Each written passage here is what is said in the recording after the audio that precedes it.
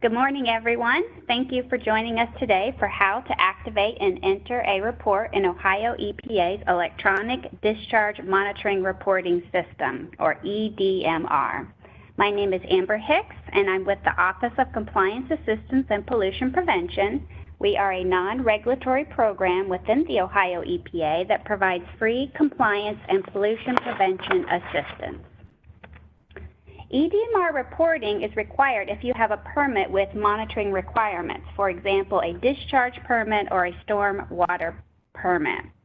I will present and go through the entire process on the eDMR reporting system, then there will be an opportunity for you to ask questions after the presentation. I also have with me Catherine Harris and Jordan Jenkins. They are the eDMR administrators and they will be available to answer questions as well. So just like Helen mentioned, I would suggest just sitting back and watching the webinar now since it's being recorded, and then you can always go back at a later date and rewatch and pause as you use the reporting system. So our objectives for today for this webinar, I will demonstrate how to access the eBusiness Center, or we call it eBiz, and also I will demonstrate how to access eDMR, the reporting system. I will show you how to add your reporting facility that you need to add data for. I will discuss responsible official and other delegations for entering data, and most importantly, we'll go through how to enter your DMR data and submit it to the Ohio EPA. So first, I'd like to give a shout out to the eDMR guidance page, which is on, oops, sorry everybody.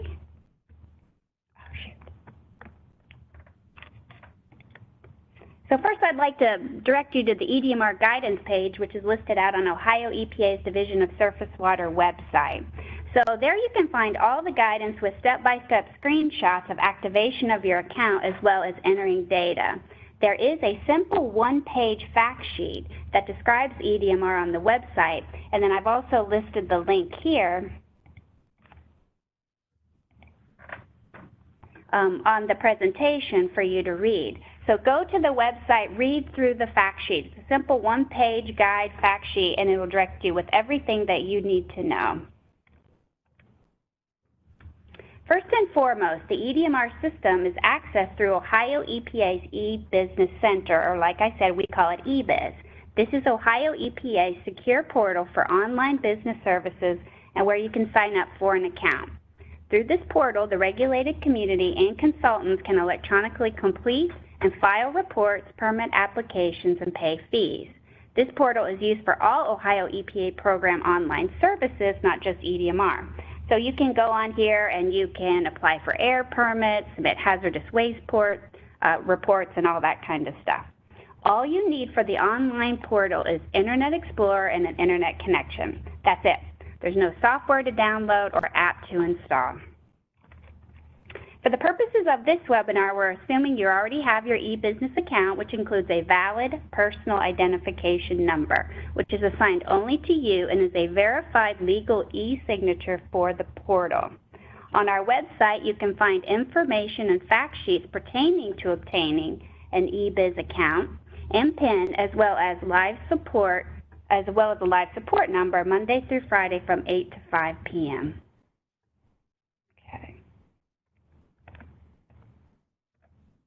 Okay, so let's get started with actually entering some data and going through the system. So you've gotten your eBiz account and your PIN. So this is what our eBusiness Center website looks like. And as you see here over on the left-hand side, it can demonstrate some of the services that you can do through this portal. So you've already got your account under here, and Helen sent you the link to establishing your account. So we're going to put in our user ID and password, and we're going to log in. And as you can see, I signed up for a user ID long before I knew that everyone was going to see what it was. So again, I do want to caution you that you actually need to use Internet Explorer for eBusiness services. You don't want to use Google Chrome or Firefox. Also, you're going to want to make sure that your pop-up blocker is disabled for any of the eBusiness sites in eDMR. So we put in our user ID and password. We go to the home page for the eBusiness Center. So just to give you a little bit of information about the eBusiness Center home page, Up here, you have information about My Account. This is just your personal information if you need to update, if you need to manage your PIN. And actually, right here, you can view any submissions that you make. So if you enter eDMR data, you can actually go straight here and see what you've submitted, or if you've applied for an air permit or something like that. You actually don't need to go down to the individual programs. All of your submissions would be right here. So let's scroll down here to the bottom of the page. You just want to make sure that your PIN is activated under My Task. You see here that I have an active PIN. So you do want to make sure that that's activated if you are going to submit any data. eBusiness Home, over here, if you need help at any point in the upper right-hand corner, just click on that. It takes you to the hotline. That again is manned Monday through Friday, 8 to 5, or some of the fact sheets and stuff like that. Okay, so now we're actually ready to start entering in the eDMR service. So over here are all the services. About halfway down is eDMRs, halfway down your page. And if you scroll over to the right, you can see mine's activated. I only have the option of essentially deactivating it. But if you were completely new to the eDMR system, so for this demonstration, we're just going to make the assumption that you've just gotten a permit and you've never done any reporting through eDMR, so that you need to actually add your facility to the program. This would actually say request if you were brand new. So you can actually click on this if it said request, or I can go over here under facilities, make sure I'm on the right line, and I can hit, you see facilities here, and I can hit view edit. So if I already have a facility associated with my account, that's the eDMR test facilities 3 there. But if you were brand new, you wouldn't have anything there, and so we were going to add the facility. So all you have to do is go up here to click on Add Facility. So what I would suggest you do is right here under Regulatory Program ID, put in your permit number. Hopefully you have your permit with you in front of you. Just put the number in with no asterisks and no letters, okay? If you didn't have the permit, you could put in the name of your facility or any other search criteria, but that's going to take you directly to your facility, your permit. I am going to put in eDMR, and all you have to do is then hit search. So what it will do is pull up any facilities associated with those search criteria. So in this case, I'm going to select that I'm looking for this eDMR test facility 1. And then from here, when your facility pulls up, all you have to do is click next. And basically, this is the eDMR service request. You're requesting to add this facility to your account. So what we have here are a couple options. We have responsible official and delegated submitter, and you do have to click on one or the other. The responsible official is the legal permit holder, okay? So if you're the owner of the facility, the president, vice president, you are potentially the responsible official, the legal permit holder. We also have a delegated submitter over here. That is someone that submits the eDMR data on the behalf of the responsible official. So they have all of the rights to submit data on behalf of the permitted facility. So if you're the owner or the responsible official, you would just click here. You would read through all the great legal language. You would click that you've read it. You would enter your personal identification number, PIN, and security question, and then you would submit eDMR service request, okay? So that's it for the responsible official. Then a pop-up would show up saying, yep, we got that information, we'll be in touch with you. However, what I'm going to do for this demonstration is go through the delegated submitter. So let's say you're the delegated submitter that you want to submit data on behalf of someone else. Let's say that you're a consultant or potentially an environmental health and safety person or maybe an operator, and you actually have the data and you're going to submit it on the behalf of the permit holder. So you will click here, go through that you've read all the good legal stuff and that you understand. Oops. Make sure you enter your PIN correctly as well. Oops. Answer your security question and submit eDMR service request. Okay, so the service activation request is complete. Anytime that you do anything within the e-business center with the eDMR, you are going to receive an email that basically says, hey, we got your request. So I'll show you that here in a second. But the other thing that pops up is this Delegation of Authority form, okay? And so if I click on that, but I already have it open here. So this is your e-business center request for eDMR received. So that's the email that you would receive after you submitted that. And then this is the Delegation of Authority form. So what you need to do as the delegated submitter is you will have the responsible official fill this out. This is, hi, I responsible official, Joe, owner of whatever ABC hair salon, I am allowing essentially Amber Hicks to submit data on my behalf. The responsible official then has to sign it, then has to have this notarized, and then you have to mail it to the Ohio EPA. And here's the mailing address and an overnight delivery address. These cannot be submitted via email. These have to be actually put into the mail, okay?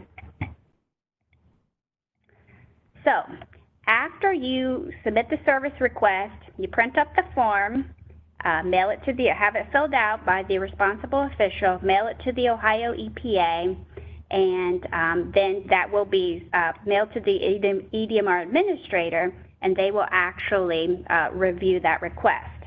So, please note that when you're adding a facility, there will be a lag time as the eDMR administrator has to verify you as either the responsible official or the delegated submitter. The lag time will be greater, obviously, for the delegated submitter because you have to mail in that form.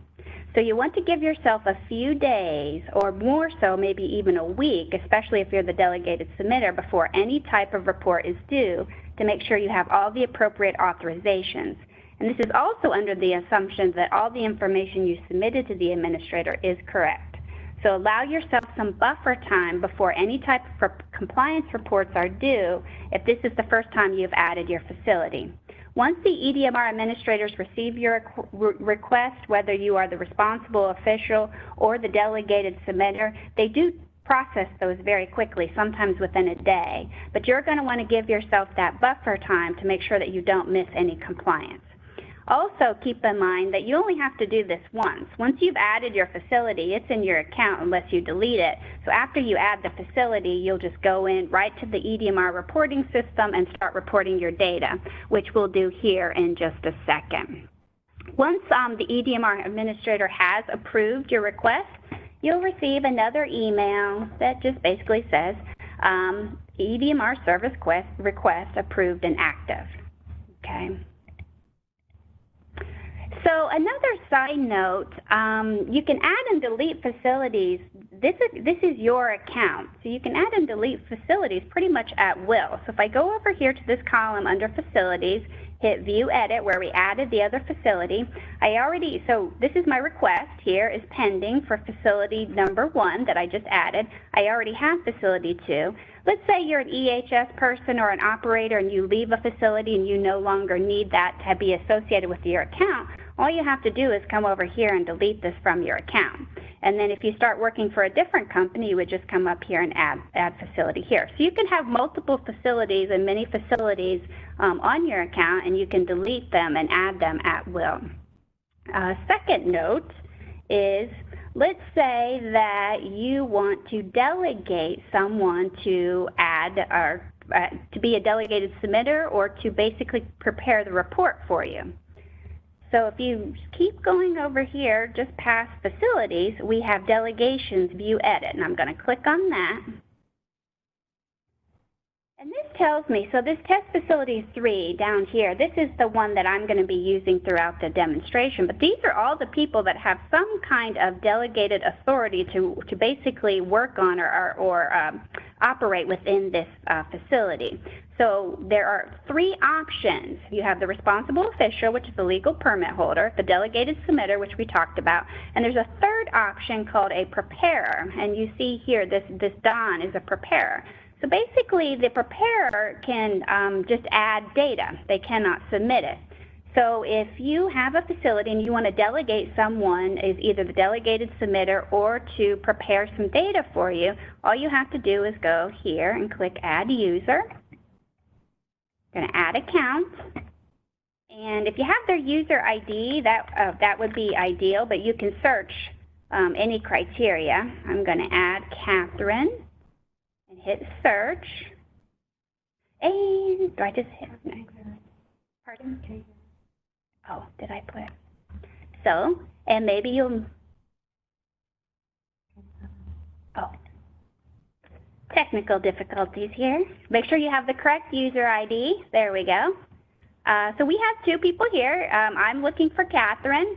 It may be like this when you do a search. You just hit the correct one. You hit select and then next. And basically, add account. Here is Catherine. I can hit delegate here. And then what for her, I'm going to privilege to delegate is create edit. So this is that third option, the create edit. Click on that and hit submit. And back to everything is going to require a PIN and a security question. It's good that we know that blue is blue. I'm going to hit submit. And my privilege is complete, okay? So essentially, I just delegated Catherine right here to have rights to my account. So with the preparer rights, that is, this person cannot submit data. The responsible official and the delegated submitter can submit data. This is a preparer. All they can do is add data to the DMR or to the reporting system. They would then log out of their account. Then me as a responsible official would go into my own account, review the data, and submit it. So every person has their own account. You don't share accounts via a facility. Each person has their own individual account and can operate within that account. Okay. So you've added your facility or you've delegated to someone to add data for you. That's all, everything that's happening over here. Now we're done. If you are new to the permitting system and you just have one facility, that's it. Once you've added your facility, it's associated with your account. You don't have to go through that process anymore. You would just log on to the eBusiness Center, the home page would pull up, and we would go straight to the reporting system. So how we do that is just scroll down here about halfway again, eDMR, and just click on eDMR. And just give it a second. So this is the splash page or the home page for the actual reporting system. So you're going to want to take a look at the page every time you log on to see if there's any updates. For example, here we have in red an update about the September 20th. Let me click off that. The September 20th eDMR that was due. So again, when you click onto the splash page, take a look, see if there's any updates. It also has the contact information for both Catherine and Jordan. So if you needed anything or any help along the way, their contact information is right there on the home page. So the only options that we have are over here in the left-hand corner. We're going to create a new report, we're going to edit an open report, or we're going to submit or look at our revisions. We haven't submitted anything because we're brand new to the reporting system. We don't have any reports that we've opened yet at all. So what we're going to want to do is create new report. And just up here, as you're navigating through the system, anytime you need help, if you click on the help button up here on the left, it will take you to a help screen that is representative of whatever screen you're on. So if you need information or help, you can always click up here on this left-hand help icon. So these are the reports. They are pre-populated. You've received your permit. This is already pre-populated. By default, the last two reports that are due are going to appear here. So because I'm in a test facility, I've already been playing around with it and doing it. I have reports that I've already submitted here, here, and here. For you, if you have never submitted a report, there's going to be two reports listed here. It's going to be the August report of August 1st to the 31st and the September report, because by default, again, the last two reports appear. So just to talk a little bit about what we have going on this page, you have the permit number, of course, your facility name, the report type. I wouldn't worry about that. Most of you are going to have this 4500. That simply means it's a discharge permit, like for a stormwater or just a general discharge. There are other report types, but again, this is going to be pre-populated based on your permit. The reporting frequency, by default, most reporting frequencies are monthly. There are a few other report types that are not. The reporting date or the monitoring period, so this is the actual time period that you're actually doing the monitoring. The status submitted, this is because I've already submitted one of those reports. This would be generally new, if this was a brand new report that you needed to add. The due date, keep in mind that all report due dates are due on the 20th, the month after the reporting or the monitoring period.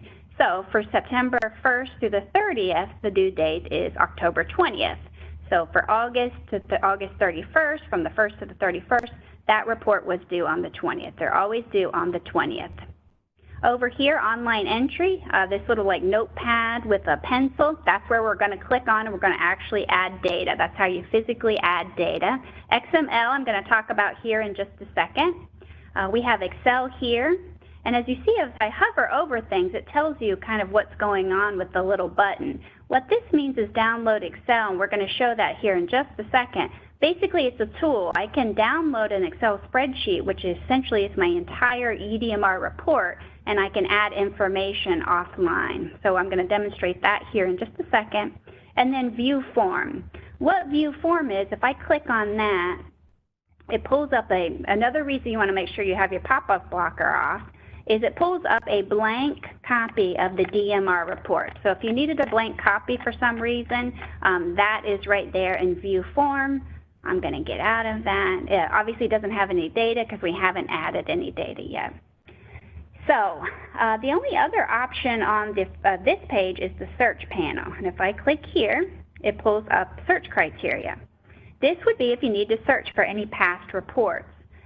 So let's say that you got your permit back in May and you didn't realize that you needed to be submitting data every month, okay? So when you go on and you hit create new reports, by default, again, the last two reports come up. So all we have is August and September. But you need to find the reports for May, June, and July. You need the last three reports. So what you can do is under search panel, you can just go to facility, click on your facility. You could potentially add data here, but what I would do is just clear out all the parameters. If you clear out all the parameters and hit go, then you know that you won't filter out any of the reports generated. So if I hit go here, it's going to pull up every report for test facility 3. So as you see here, there's a lot of reports. There's 144. And if you scroll back, it'll take me all the way, I think, to like 2015 or 2014. But for your facility, if you just had if you just got your permit back in May, all 5 reports would appear here. So again, this is your search criteria. Just leave it blank. It'll pull up everything that you need, and you don't have to worry about filtering out any reports that you're trying to find. If you really didn't want to search for a particular thing, you could always put some data in there. I'm going to go back, and then these little calendar icons pull up calendar. You can just click on that. I'm going to go back and pull up our last 2 for August and September and run through that. So we have our reports here, and we want to enter data. So I'm going to talk a little bit about that. Online entry is where we'll physically enter it. XML, I said that I would chat about that for a second. So what XML, for purposes of this webinar, we're really not going to do the XML. This is generally used in combination with additional software by very large facilities that report large amounts of data. Most users will not be using this. You'll either just go online and enter your data physically, or you'll also use you would use the Excel spreadsheet. So XML we're not going to talk about here today. So you have your account, you've added your facility. It's now time to start entering some data.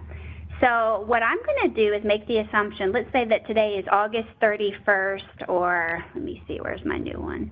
August 31st or maybe September 1st. So I need to start adding data for the reporting period for September 1st for September 30th. What I can do is go over here to Excel, click on it, and download Excel, and another pop-up comes. You just want to hit Open here under Excel Template. Hit Open, and then once your spreadsheet pulls up, I'm actually going to get out of this because I already have one open. You can go back to eDMR. Oh, the other little thing didn't close. You can then just close out of this little guy here. And it downloads an Excel spreadsheet that is essentially all of my data, okay?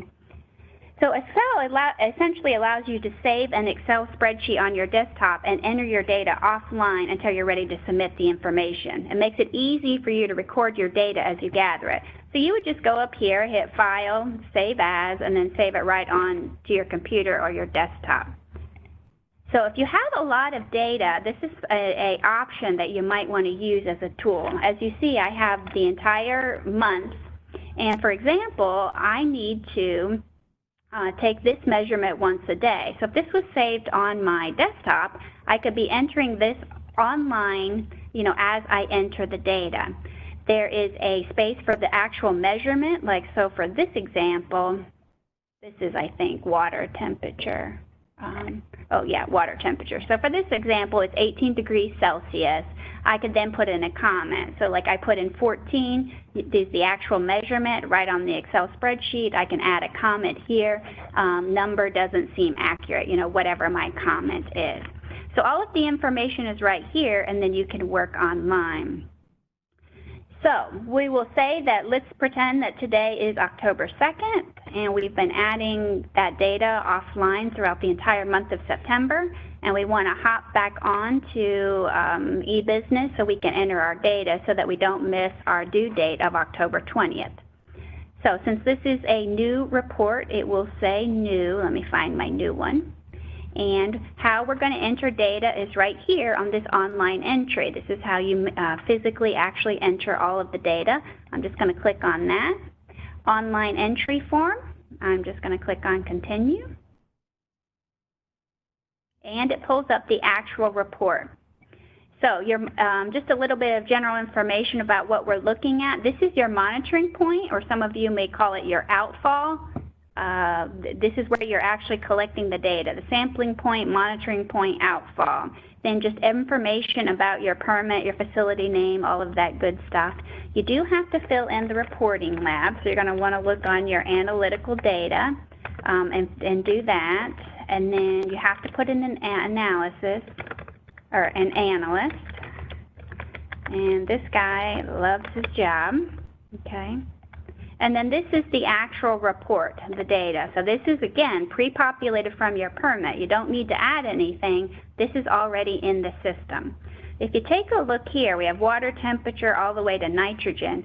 The actual screen will only show 5 parameters at a time. So if you see up here, I have a lot more parameters. In fact, this particular one has 12 different ones. So if you want to make sure that you don't miss anything, you can click over and it takes you all the way to the end. So that's something to be aware of if you have more than a few parameters that you're looking for. Okay, so now we actually want to enter data. It's time to enter data. Let me go to previous. But we have been entering data. Let's just pretend this is all filled in throughout the whole month, all month long, back on our Excel spreadsheet. So all you have to do is go up here. We're essentially going to copy and paste. This Excel spreadsheet is a tool. We're going to copy and paste from this and put it into our reporting system.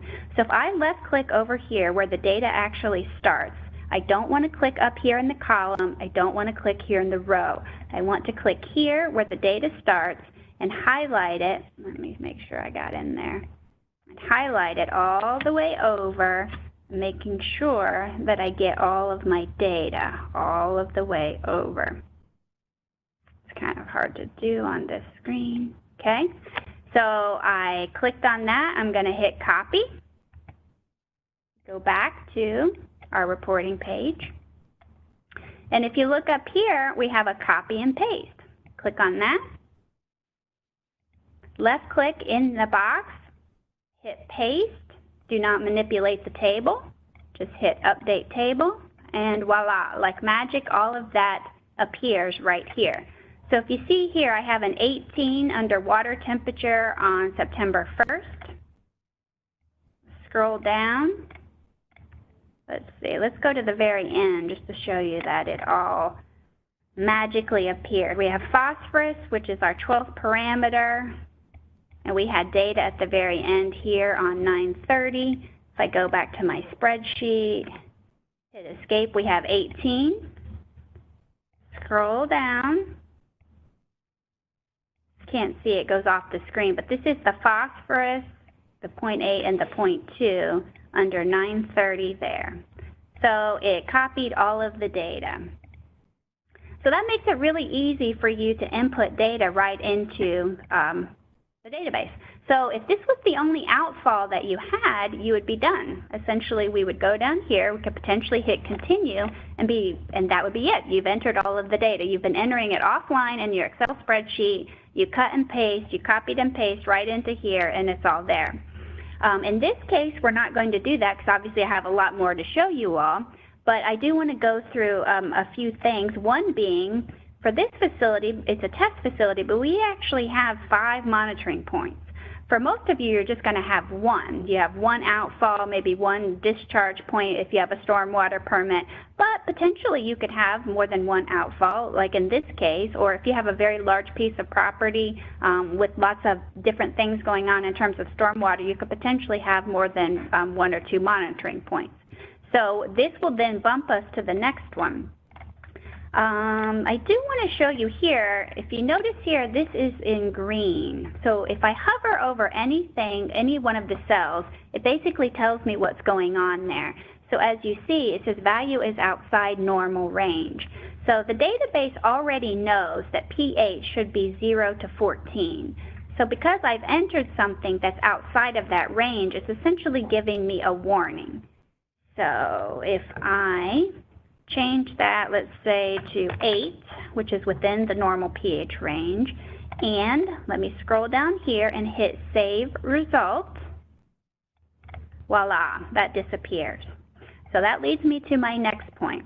As you're entering data, especially if you have lots of monitoring reports and monitoring points or outfall, you do want to go down here and hit Save Result. The actual program doesn't necessarily auto-save. You can usually toggle from monitoring point to monitoring report and the information would be there, but just to protect yourself, you're always going to want to go down here and hit Save Result, especially if you get interrupted or if your computer times out or it's lunchtime and they're having cake for Bob in the lunchroom. You're going to want to come down here and hit Save Result. If you hit Save Result and you exit right out of the program, all you have to do here is hit Exit. And then what you would do is come back in and edit an open report. So that's our second button there. So this is if you actually get out and you need to come back in and edit your report. Another thing that this Save Result does, other than to make sure that you save your data to make sure that you have it, is that it actually sort of validates the data.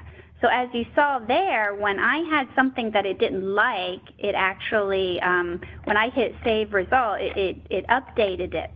So let's say here that I delete ABC Lab, and I go down here and hit Save Result, and it comes up with this sort of red angry box. If I hover over it, it tells me what's wrong. Reporting lab cannot be empty. So it tells me that I have to do something there. A red box means error, and you will not be able to submit your report if you have essentially an error or a red box. So the good thing about saving the result as you go through the process is, 1, it saves it, but 2, it validates the data along the way. So if you've made any errors along the way, it's going to tell you as you're entering the data. At the end of the report, it will validate the data too, but this could potentially just save you a step if you're doing it along the way, especially if you have more than one outfall, more than one monitoring point. So I'm just going to leave that blank for purposes sort of this demonstration. I'm going to say that I got busy, I forgot, I didn't go back, and I didn't realize that I didn't put in the lab. I'm going to hit Save Result again just to make sure. And I'm going to continue, at least in this case, onto our next monitoring point. Again, for a lot of you, you may just have one outfall, one monitoring report or monitoring point. This one has several. So for this, what I'm going to demonstrate is no discharge. So let's say that something happens and your discharge point, your pipe was plugged up for maintenance or whatever, and for the entire reporting period of September 1st through the 30th, there was no discharge at all from your system. All you have to do is hit that. This will come up and says, well, we're going to delete any data, continue, yep, that's fine, we don't have any data that we put in there, and hit OK. And then that's it. You would hit continue and go on to your next point or potentially to the end of the report. So this is something that you want to use if you have nothing, if no discharge for the entire reporting period, and if you have a permit, even if your wastewater treatment plant or whatever isn't operational. So, for example, once you receive a permit, your reporting requirement starts, and you do have to go into DMRs and hit no discharge. Let's say you don't have your operator set up or something isn't operational with your plant yet, but you actually have the permit in hand. You will need to make sure that you go into the DMRs and click no discharge, because that reporting requirement starts the minute that you get issued that permit, okay, even if your facility isn't operational. Then you can hit continue. And we go to the third outfall. Again, we have 5 here. And just to show you, you can see here that the spreadsheet that I have, that's the tool that I downloaded at the beginning of the month, it has all of my outfalls here if I want to use them. This was the 300 that we hit no discharge. Here has the 600. So basically, if I'm adding data, it pulls all of the outfalls. The spreadsheet is, it mirrors exactly what your report is through the database. But what I'm going to show you here, so again, we know that we have to enter the lab.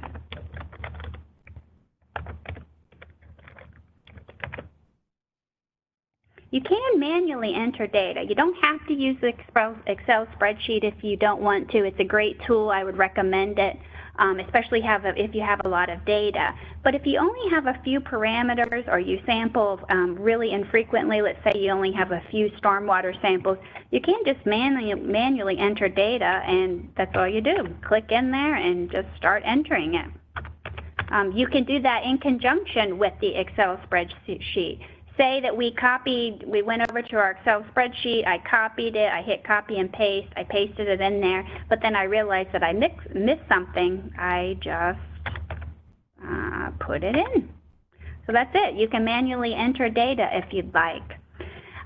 If you've been doing any sampling at all, you know that sometimes you actually don't have data to enter. There are reasons that maybe you didn't sample for a day or two or whatever, or a lot of times you'll have something below the detection limit.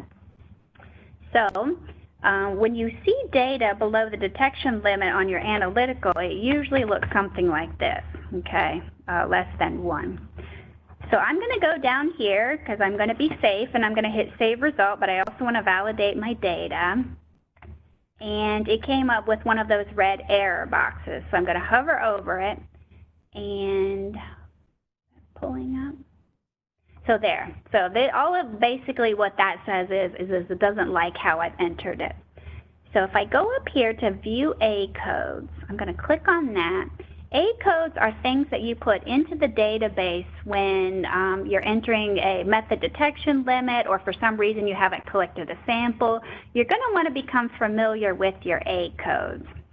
So if you went into the guidance document, the all-in-one guidance document on the Division of Surface Waters website, all of the A codes are listed on page 13. You're going to want to become familiar with these, and then of course we have them listed here right in the database. So below method detection limit, I know it might be a little bit hard to read, this is AA. So basically it tells you how it wants you to enter that into the database. So what it says is you're going to want to enter AA separated by a single space and then the method detection limit. So we already know that it didn't like this, and red means error. It's not going to let me submit the report. So when I read the directions, it said AA, single space, and then the method detection limit. So I'm going to go down here, validate my data, and it likes that, okay? So become familiar with those. But just to show you how finicky this is, let's say I did it like this as it appears on my data and hit save result. I got another error. And if you see I hover over it, it doesn't like those characters. It didn't like that symbol, or that's not how I'm supposed to enter it. So even if I do 2 spaces, oops, scroll down, save result, didn't like it. So again, you're going to want to read it, through the A codes and make sure that you enter the data exactly as it prescribes. And in this case, AA, single space, and your method detection limit that you'll find on your data, and it likes that just fine. So then life happens in general. There's going to be other reasons that you didn't collect a sample. If it's the middle of February, your discharge pipe might be frozen, whatever. So I can demonstrate some of those as well. So let's say here, which this actually just happened not for us necessarily, but let's say Hurricane Dorian came and we had 2 or 3 days of solid rain and your discharge pipe into the creek, river, whatever, was flooded. So obviously we wouldn't want you going out there collecting sample on that day for safety reasons, but you physically cannot get to the pipe. It's 6 inches below water. So your discharge pipe is flooded. Let's go to view A codes and see if we have a code for that. So if I scroll down here, I already know AF. Sample site is inaccessible due to flooding or freezing. So think of AF, flooding or freezing. So this would be the code that I would use in that case. So for this day, let's say it's September 3rd. If I just put in AF, there's nothing else I need to do because this code lets the permit writer or the reviewer know exactly what's happened. I could not take a sample that day because my sample point, my monitoring point, was flooded, okay? So again, become familiar with your A codes, and if they're applicable, this is what you're going to want to enter. Ones that you're really going to use frequently are the below detection limit, the AA space, and the detection limit. Let's say something else happens. You had to leave work in a hurry for some reason, and you forgot to collect a sample. So let's say on September 4th, you just didn't collect any samples at all that day.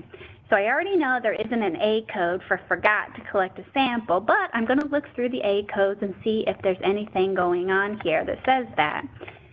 When there isn't an A code that is essentially identifies the reason that you don't have a sample, that you don't have data that day, you're going to want to go here to AH. And basically this says sample not taken and include an explanation. So you could use AH when there's nothing else covered in the other A code. So if this was another day that I didn't collect the sample because it was flooded, I wouldn't use AH, I would use AF for inaccessible due to flooding. But let's just say you forgot. The thing about AH is you have to include a comment. So let's say on this day I forgot. And just for purposes of demonstration, I'm going to scroll down here. I'm going to save my result to validate it and to keep it saved in the system. And again, I get boxes. I hover over it. AH result must be accompanied by a comment. So you have to have a comment associated with AH. AF, we don't need a comment because it's self-explanatory. So this is where you're going to want to read your A codes, become familiar with them, and exactly how they want it. So how to enter a comment here. So I'm in PH under September 4th. Just scroll down here to add a specific comment. PH is already up, and I'm going to go to September 4th. And hopefully you will never have to enter that comment. I'm just going to hit Add, Save Comment, and go up here, and I added a comment. So if I hover over that, it says the comment is associated with the cell. To me, it looks kind of like the half avocado emoji on our phones. So basically, that lets you know that there's a comment there. So I would have to add these for each one of these. So total suspended solids, 9.4. So So here I want to change that to total suspended solids, 9.4. Forgot. Add comment. If you're like, oh, that's not what happened, and you want it, you can even click on that comment and it just bumps you right down. You can remove a comment, just click there, and you see it took it away. So just to go back to our spreadsheet, just so that you see if you're using this tool, and I had mentioned it at the beginning, like here. Here on September 4th, the comment forgot. So this got transferred right into my data, and I can show you that, because that was in outfall 1, so I'm just going to go back here really quick. And you see that comment got transferred, 94AH. If I click on comment or just scroll, forgot. So it's all right there for you to use. You can either enter it manually. I'm going to continue to my next outfall, continue, or you can do it through the spreadsheet. I'm going to add this comment back in.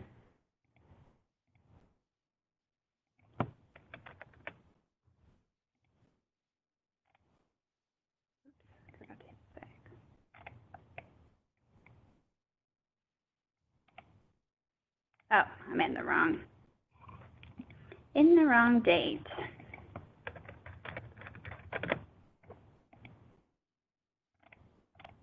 Okay, so I'm going to leave that blank just for purposes of demonstration to show some errors when we come, but otherwise you would obviously want to fill that in. So that's essentially all that you have to do for adding comments. I'm going to hit continue. And again, in this case, we have 5 outfalls, 5 monitoring reports points, so it keeps bumping us to it. So I'm going to enter the lab.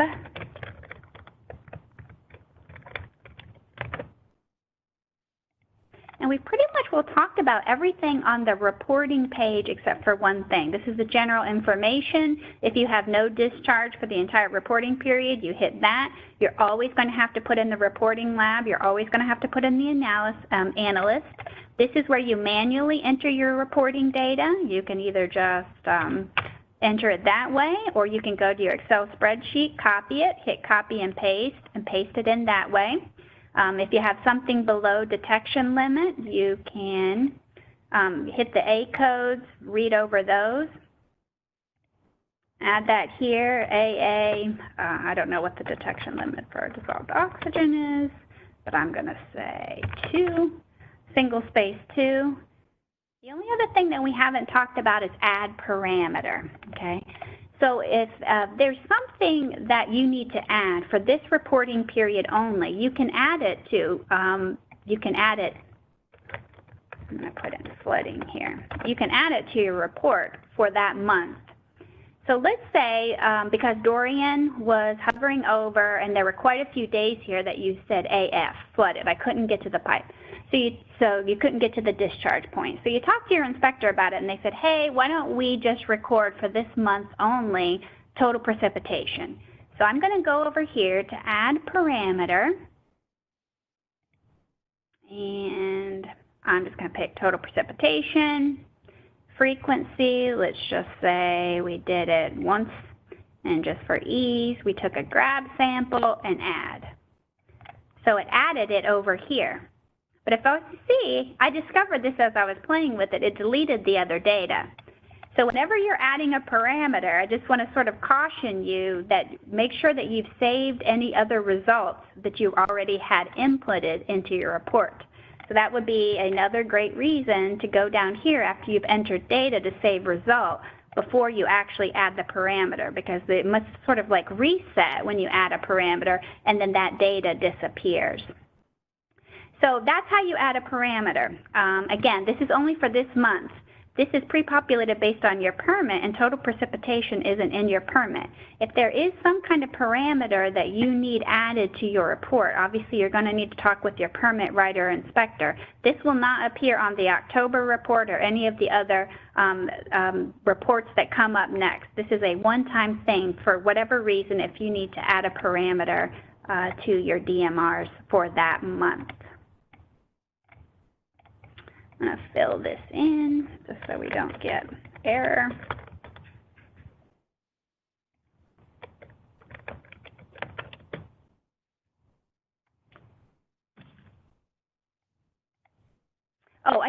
mention too, when you add a parameter, if you accidentally, for some reason, add a parameter and you didn't mean to do that, just leave it blank. You actually, once you've added it into the DMR for that month, you can't take it away or you can't delete it.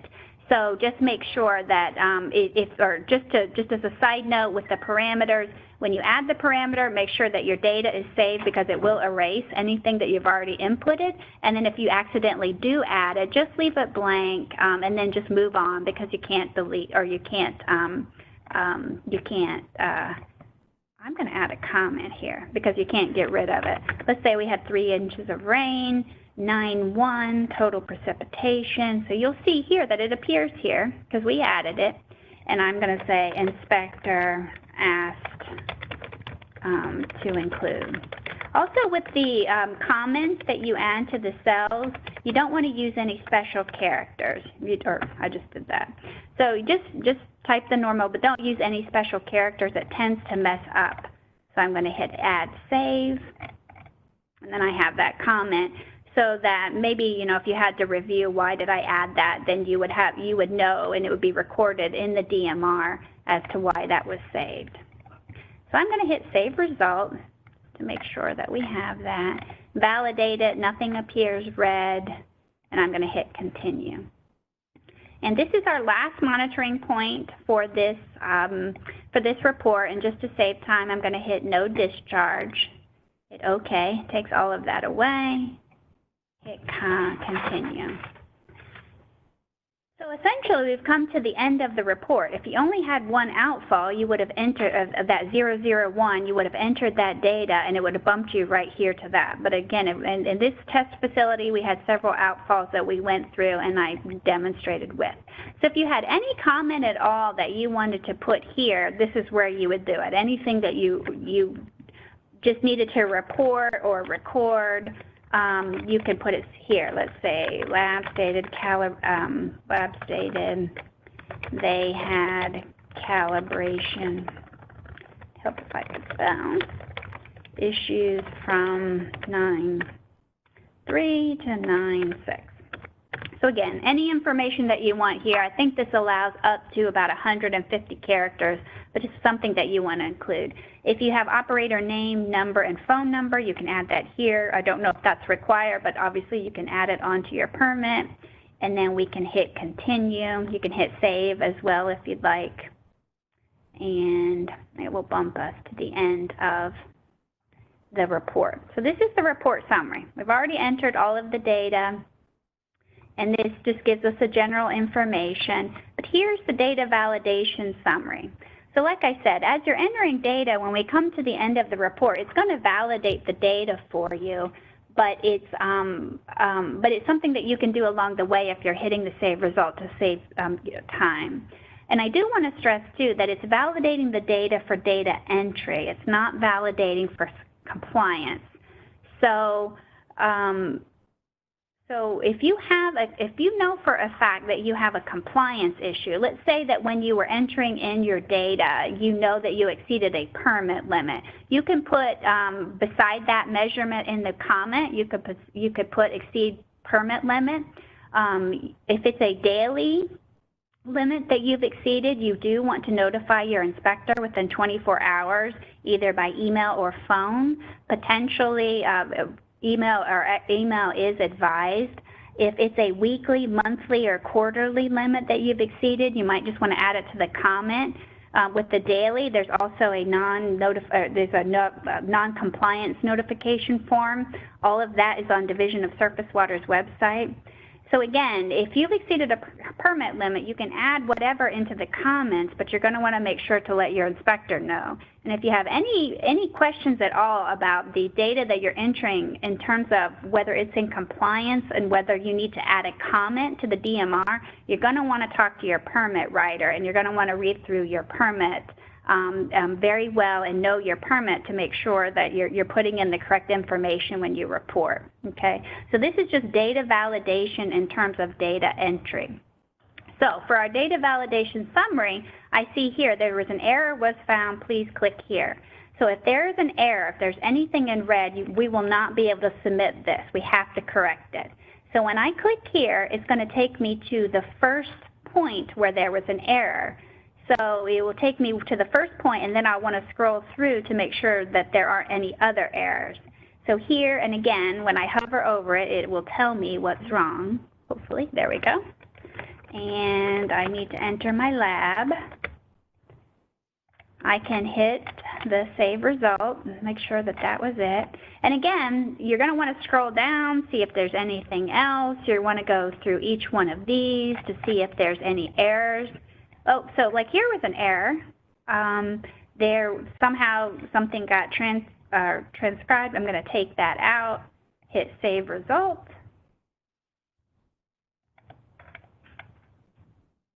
I'm going to hit next.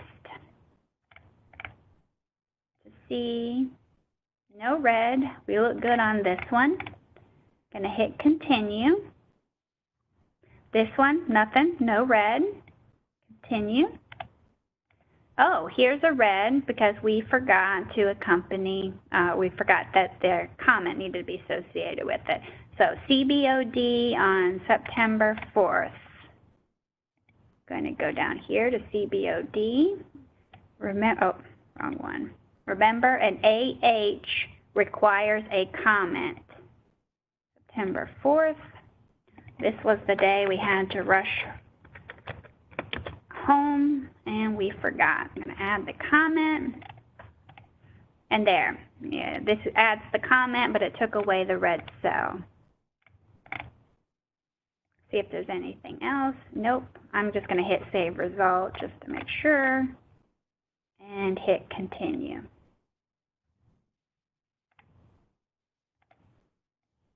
There's anything here. Nope, no red boxes. Hit continue. No red boxes. Hit continue. This is our end of a report where we added our comment. And it took away the error. Okay, so we corrected all the errors throughout the report. Now what this is a warning. Remember back on our first outfall 001, I put the pH of 20 in and the square showed up green. I think of that sort of as a caution warning. It just didn't like what I had put in it. It would have let me submit the data, but it was just sort of like saying like, hey, there's something looks amiss here. Well, that's what this is here. If you think of yellow like caution, or actually the yellow and the green sort of work together, this is like a warning, like something doesn't look right. So I'm going to click on here for a printable list of what it says doesn't look right. So basically what it's telling me here is that I have omissions. So for example, in outfall 1, I'm supposed to be taking water temperature every day. So I would have 30 parameters or 30 inputs or 30 pieces of data that I should be entering. Obviously, I didn't do that. I didn't fill it in for purposes of this demonstration. So it's telling me that I have essentially like 21 omissions. So this is where you can go to sort of do a check. So if you just accidentally missed a day and it said that you had one omission, you could go back in and be like, oh, okay, I missed September 28th, and then you could correct it. The thing with the warnings is you can still submit the data with this. If this was an error or the red, you cannot submit the data, but this will still allow you to submit. So for purposes of this, I'm just going to ignore it because I do know that I already have all of that data missing. The one other thing that I want to point out before that we continue and finish out the report is if you hit on this view report, this is a PDF version of your completed report with all of our data here, okay? So you're going to want to print this up. Most permits require you to have a hard copy of your report on file. So this is an area where you can print up your report and keep it on file. There will be another opportunity to do that as well, but I do want to let you know that you can view it there, the completed report, print it up, and keep it on file. Okay, so we validated our data, we've corrected all the errors. I'm just going to ignore this, and I'm going to hit continue. Okay, so this is where you're going to read all the good legal language that basically says you understand that you're submitting, that what you're submitting is true, that you're familiar with it, all that good stuff. So I'm going to enter my PIN. Oops, hit the wrong button.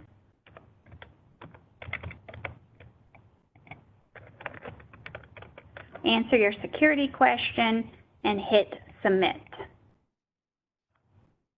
Hit OK. And again, I can only submit data if I'm a responsible official or a delegated submitter. The creator preparer would not even have that option. They would log out, and the delegated submitter or a responsible official would log into their account, to their own personal account, and then they would review and submit. So this is my receipt. I see here that my submission was successful and that I can see or view it in submittals revisions. So now we'll want to go over here, hit submittal revisions, and there is my DMR, my report, okay? And basically it's telling me that it was accepted by this system, it's waiting on a transfer. And then it kind of gives me the information here. And if I look over here under compliance status, this is on time. So my other submissions you see here, I have a late one, you know, some are on time, but you can actually come here, and this is also too, let me scroll up. You could view them under here. You don't have to actually be in the system. But this actually tells me what's happened. This one is locked due to a revision. This one got transferred to the SWIMS is the actual database the Ohio EPA used. So basically this tells you that it wasn't just waiting transfer, that it actually got transferred. Okay. So if you forgot to pull up your PDF of your completed report, and print it up to keep on file, you can go here, again, to Submittal Revisions. This is the one we just submitted. Click on View Detail here. And this sort of gives me just more information. This is the receipt that just pulled up of the submission being successful. But I can also view the report here, okay? And this will pull up the PDF version. It's got all of our data in it. We can print that up and keep it on file. Again, you'll want to check your permit for that. If you realize that you made a mistake or you accidentally clicked submit or whatever, and you needed to revise your report, this is where you do that. So again, I'm just going to go back here to sort of show you. So let's say you just submitted it and then you're like, oh wait, I forgot, I needed to add whatever. You would go here under detail, click on that. And if you go over here to the far right, you can click on revision. You would type the reason for a revision, forgot, whatever. I guess I can actually go through that. Forgot some data and hit revise. It'll bump you to the form. Let's say here I add 6.0. Hit continue. Because now we went back into the report and we added some more data. So that's all that I'm doing here. I'm revising it.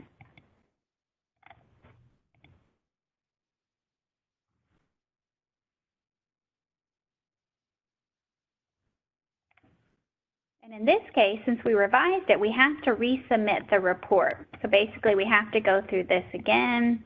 Got to enter my PIN because we revised.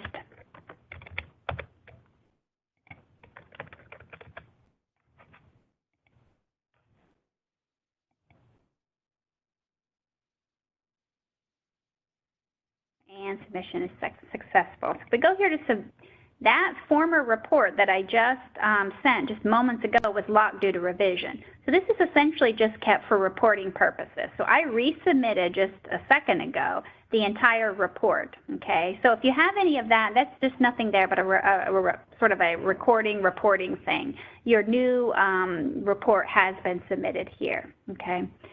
So one thing that I do just want to mention for stormwater users.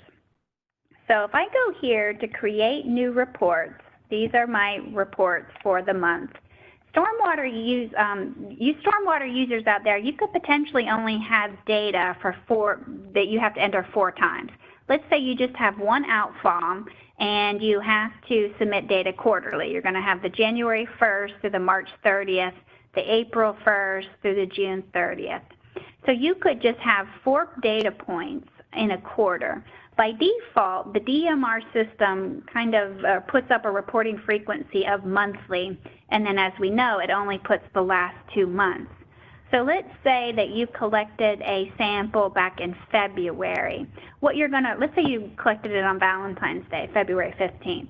So what you're going to want to do is go up here and find that DMR report and just enter it in on that date. So let's say it's September and you're going back through now and you're adding that you want to add. So I'm just going to put, I guess I could have picked something a little bit closer. But I guess Valentine's Day is a good enough day to collect data. So the take-home for the stormwater users are, you're going to want to go back to the report that you, you're going to want to go to the report month and day that you collected your sample. So what I would do is go here, online entry, go to February 15th, and put in my data. So for stormwater users, you're going to want to find the month and the day that you actually collected the sample. And then you just continue through the process just like we did just moments ago. So that's it for the online demonstration. I do want to go back to my PowerPoint here real quick to give you some contact information.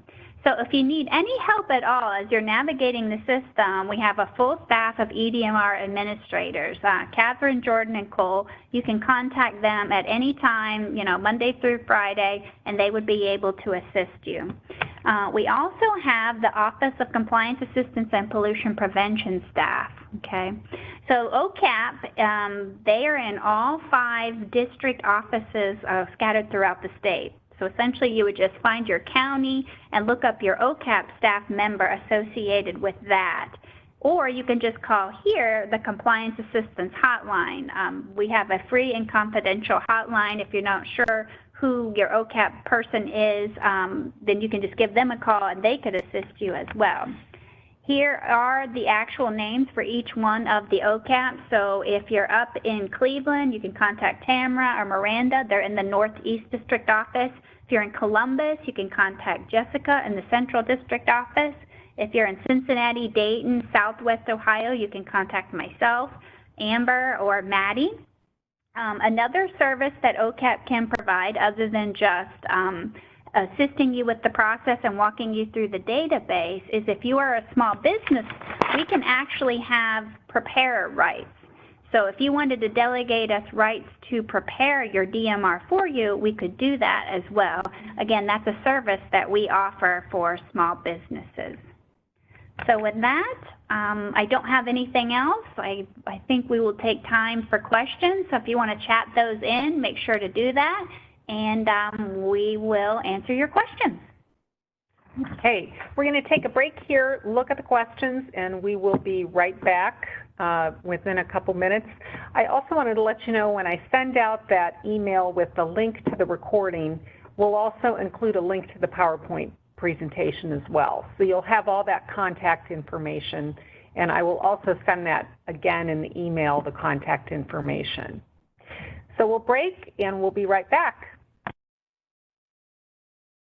Okay, well, we really only had one question, and it was regarding the use of Chrome versus Internet Explorer. And do you want to just clarify that, Amber? Yeah, from the way the program was set up, it was just built using Internet Explorer. You could potentially use Chrome or Firefox or another browser. However, you might lose some of the functionality. So you could, but it was built and designed to use Internet Explorer, so I would recommend that you use that so that you make sure that you don't lose any of the functionality or any of the options that you might not have if you used another browser. Okay, that's it for the questions. We really appreciate your logging on today and spending the time learning about the eDMR process. And again, if you can just take a couple minutes to complete the questionnaire that you're sent to on SurveyMonkey when you exit out of WebEx, we would very much appreciate any input on future webinars or ways we can improve it. So look for that email. We usually get it posted on YouTube within a week, sometimes a little faster, but there's a little bit of a editing process, and we have to work with our Public Interest Center on that. So there is a little bit of a delay. And again, if you have questions, please contact the folks that Amber listed. And again, I will list that in the email I send as well. So have a great afternoon. Have a great day. Thank you.